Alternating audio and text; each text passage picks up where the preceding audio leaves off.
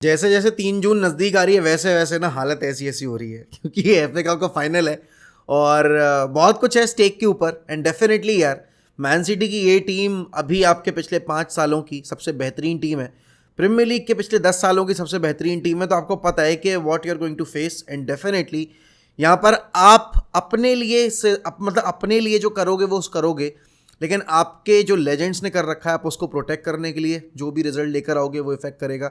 Definitely fan base की जो ambition है आपसे, उसको आप ज़रूर अगर पूरा करना चाहते हो तो आपको अपना 200% देना पड़ेगा। लेकिन मैच से पहले बहुत कुछ और चल रहा है मैनचेस्टर यूनाइटेड में, आपके फुटबॉल अपडेट्स में भी, जैसे कि आपका करीम बेंजेमा। अब ये क्या हम अगर बात बोलें कि Ronaldo is a trend setter तो क्या गलत होगा? क्योंकि क्रिस्टियानो रोनाल्डो जब सऊदी लीग गए थे तो हर किसी ने उनको ट्रोल किया था, या फिर आप ये बोलो कि हर किसी ने उनको ये बोला था यार कि MLS जा सकता था बंदा, वो वापस पोर्चुगल जा सकता था, सऊदी क्यों गया? और अभी लास्ट वीक रोनाल्डो का एक स्टेटमेंट आता है कि सऊदी लीग ना बहुत जल्दी ही टॉप 5 लीग्स में शामिल हो सकती है, या फिर आपके टॉप लीग्स में शामिल हो सकती है। अब मुझे नहीं पता था कि ये क्यों बोला गया, and I was very disappointed जब रोनाल्डो सऊदी के लिए गए थे। लेकिन अब यहाँ पर जिस तरीके की लिंक्स आ रही है ना, आपके करीम बेंजेमा की, आपके सारे बाकी प्लेयर्स की, जैसे कि जॉर्डी आल्बा हो गए, आपके आपके सर्जियो बुस्केट्स हो गए, यहाँ तक कि लियोनेल मेसी के रिगार्डिंग भी ये अपडेट्स आ रही हैं कि उनका जो ऑफर है टेबल के ऊपर वो 400 मिलियन का नहीं है, वो 1 बिलियन का है, विच इज़ एब्सोल्युटली क्रेजी। तो देखो, पैसे की कमी तो नहीं है वैसे भी मिडिल ईस्ट में, ये हम सबको पता है। Ronaldo is earning 200 million per year. यहाँ पर करीम बेंजेमा के साथ अल इत्तेहाद, जिसने इस साल सऊदी प्रो लीग जीती है, वो यहाँ पर कॉन्ट्रैक्ट एग्री कर चुकी है, ऐसा माना जा रहा है। क्योंकि कल जब उनकी ट्रॉफी प्रेजेंटेशन थी, ट्रॉफी सेलिब्रेशन थी, तो उसके बीच में उन्होंने एक बेंजेमा का क्लिप भी वायरल हो गया है वहाँ पर। एंड डेफिनेटली यहाँ पर जो न्यूज़ निकल कर आ रही है रियल मैड्रिड कैंप से वो यही है कि Karim Benzema might leave Real Madrid and वो सऊदी प्रो लीग को ज्वाइन कर लेंगे। बट ये आप सोच रहे हो कि कितना ज़्यादा एक अलग सा वेव सा जनरेट हुआ है। और यहाँ पर ये सब शुरू कैसे हुआ? रोनाल्डो की साइनिंग से, जब वो अल नसर गए थे। आई थिंक ये आने वाले टाइम में बहुत ज़्यादा आपके प्लेयर्स को मतलब इम्पैक्ट कर सकता है। जैसे हमने देखा था कि जब चाइना में पैसा मिल रहा था तब आपके करास्को और आपके ऑस्कर वगैरह ये सारे लोग जा रहे थे, क्योंकि फुटबॉलर्स के लिए जो ऐसी कंडीशन से निकल कर आते हैं ना, जिन्होंने बहुत गरीबी देखी हो, उनके लिए पैसा बहुत इंपॉर्टेंट है। ऑस्कर की मुझे अभी वो लाइन याद है कि अगर मुझे मेरी फैमिली को ज़्यादा पैसा देने का मौका मिल रहा है तो मैं क्यों ना दूँ। मेरे लिए कौन सा यूरोप में खेल कर मैं अपने लिए एक लेजेंडरी स्टेटस बना लूँगा? I can't be the greatest of all time. तो वो वाली बात है, कहीं ना कहीं ये साइकोलॉजी चेंज होने वाली है यूरोपियन फुटबॉलर्स की। खासकर अगर आप बात करो यहाँ पर जो आपके ब्राज़ीलियन फुटबॉलर्स हैं या फिर आपके जो साउथ अमेरिकन फुटबॉलर्स हैं, वो कहीं ना कहीं इससे ज़्यादा आपके अट्रैक्ट हो सकते हैं, क्योंकि साउथ अमेरिका में फ़ुटबॉल में इतना पैसा है नहीं जितना यूरोपियन कंट्रीज़ में है। तो ये काफ़ी ज़्यादा एक डिसाइडिंग फैक्टर होगा। बट देखते हैं आगे चलकर क्या होने वाला है। एंड डेफिनेटली कल जो हमने आज तक एक्सपेक्ट नहीं किया वो चीज़ हो गई कि भाई यूनाइटेड विंडो शुरू होने से पहले ही प्लेयर्स के साथ कॉन्ट्रैक्ट नेगोशिएशन में, एंड वो कॉन्ट्रैक्ट एग्री कर रहे हैं। भाई Mason mount has agreed personal terms with Manchester United, और ये कोई Tier 2 टियर सोर्सेज ने रिपोर्ट नहीं किया है। ये आपके Tier 1 जर्नलिस्ट जो यूनाइटेड की इनसाइड न्यूज़ रखते हैं, सैमुअल लर्कस, उन्होंने रिपोर्ट किया है। आपके जेम्स डकर ने रिपोर्ट किया जो टेलीग्राफ के लिए रिपोर्टिंग करते हैं। तो जितने भी आपके टॉप टियर जर्नलिस्ट हैं, Tier 1 जर्नलिस्ट हैं, वो ये चीज़ रिपोर्ट कर रहे हैं कि यूनाइटेड और मेसन माउंट के बीच में जो पर्सनल टर्म्स है वो एग्री हो चुके हैं। अब जो आपकी चेल्सी का डिमांडिंग अमाउंट है वो है 80 to 85 मिलियन, और यूनाइटेड यहाँ पर 60 मिलियन से ऊपर देने को तैयार नहीं है। अब मेसन माउंट की एज हमारे प्रोजेक्ट के फेवर में है because he is very young.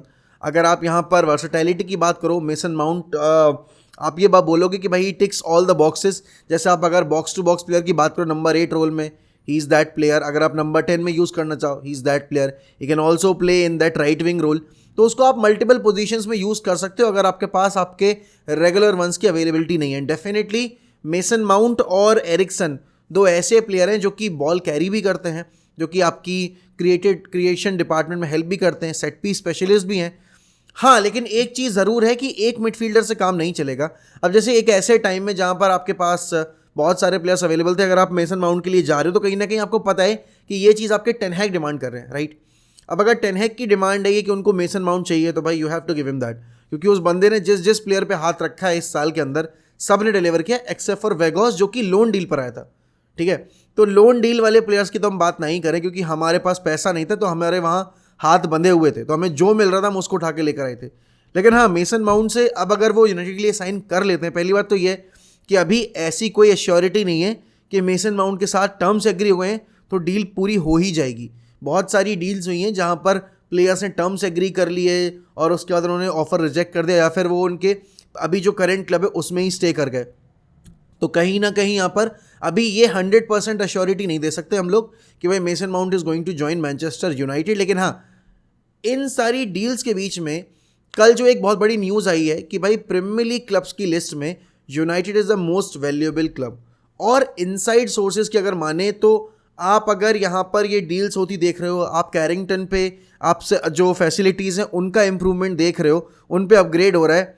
सब लोगों का ये मानना है, जो भी आपके मतलब थोड़े से रिलायबल सोर्सेज हैं, कि कहीं ना कहीं आपकी शेख जासिम की जो बिड है वो एक्सेप्ट कर ली गई है ग्लेजर्स के द्वारा, और वो एफए कप के बाद पब्लिक हो सकती है न्यूज़। और यहाँ पर अभी ये बेस्ट पॉसिबल टाइम है शायद ग्लेजर्स के लिए, क्योंकि अभी बताया ये गया था कि शेख जासिम ने अपनी जो लास्ट बिड थी वो सर जिम रेडक्लिफ की बिड से ज़्यादा अपग्रेड करके दी थी, एंड डेफिनेटली जो आस्किंग अमाउंट था आपके ग्लेजर्स का उसको मैच किया है बहुत हद तक। तो यहाँ पर आई वोंट बी शॉक्ड अगर यहाँ पर शेख जासिम आते हैं आपके एफए का फाइनल के बाद, अगर अगले दिन या फिर उसके 2 दिन के बाद अनाउंसमेंट होती है that Sheikh Jassim is the new owner of Manchester United. क्योंकि यहाँ पर अगर आप क्लब में पैसा इंजेक्ट होता देख रहे हो तो ग्लेजर्स ने तो अभी तक पैसा इंजेक्ट किया नहीं है, एंड डेफिनेटली अगर हमारे पास फंड्स थे तो हमने विंटर मार्केट में क्यों नहीं पैसा इन्वेस्ट किया, राइट। सबसे बड़ा सवाल वो है।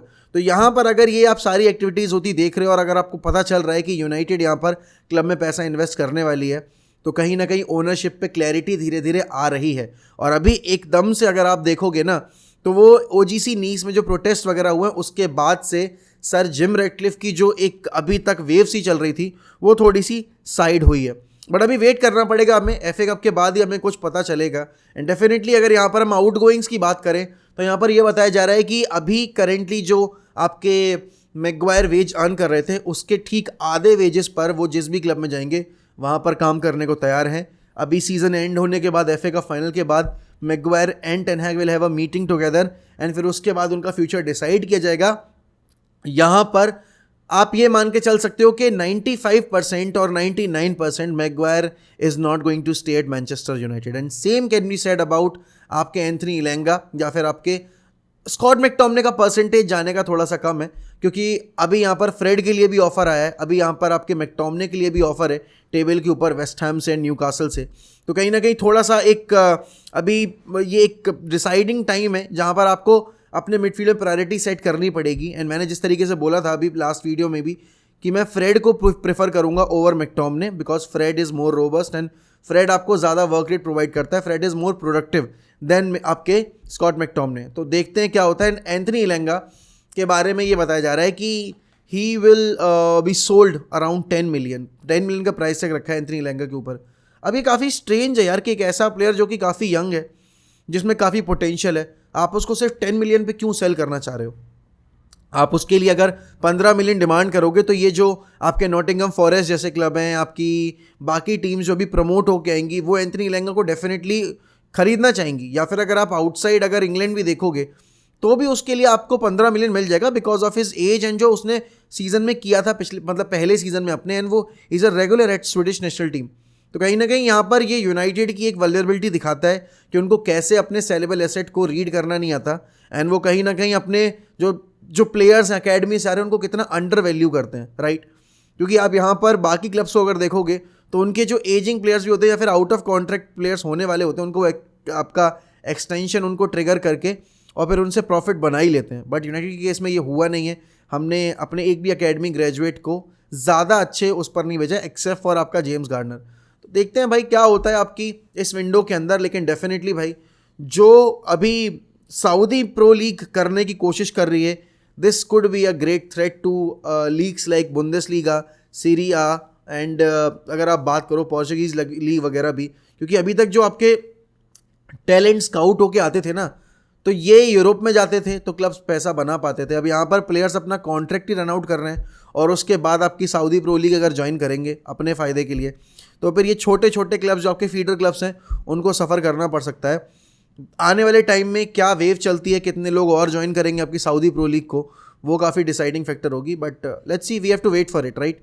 बट हाँ, डेफिनेटली यूनाइटेड की अगर पर्सपेक्टिव से अगर आप बात करो तो मेसन माउंट की न्यूज़ एक पॉजिटिव डायरेक्शन में ज़रूर आपको एक अंदेशा दे रही है कि भाई ओनरशिप पे भी धीरे धीरे क्लैरिटी आ सकती है आपको अगले 3-4 दिनों के बीच में।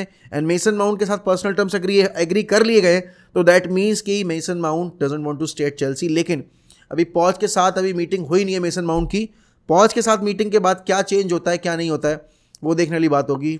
एंड डेफिनेटली यहाँ पर मैगवायर का फ्यूचर और बाकी प्लेयर्स का फ्यूचर भी डिसाइड होने वाला है एफए कप के बाद। बट आप लोग बताइए, आपके हिसाब से क्या मेसन माउंट की साइनिंग आप होती देख रहे हो तो हम सिर्फ एक मिडफील्डर लाएंगे तो सही रहेगा? क्योंकि यहाँ पर अभी आपके रेबियो और टेलेमेंस दोनों फ्री एजेंट के तौर पर आपको अवेलेबल होने वाले हैं। तो मेरे ख्याल में एक और साइनिंग अगर हम करते हैं उस डिपार्टमेंट में तो थोड़ा सा हमारे लिए एक बेनिफिट रहेगा कि हमारे पास मल्टीपल ऑप्शंस रहेंगे। एंड डेफिनेटली यहाँ पर आप कैसेमीरो और एरिक्सन का और अगर मेसन माउंट आ जाते हैं तो वर्कलोड थोड़ा डिवाइड कर सकते हो, क्योंकि आपको बेंच पर भी प्लेयर्स चाहिए, क्वालिटी प्लेयर्स चाहिए। तो let me know about it. And अगर आप चैनल पे नए हो तो प्लीज़ सब्सक्राइब ज़रूर करिएगा and help us in reaching 60K as soon as possible. Also, like this video and share your comments in the comment section. Bye bye. Take care. Up the fucking Reds. Glory, glory. Man United.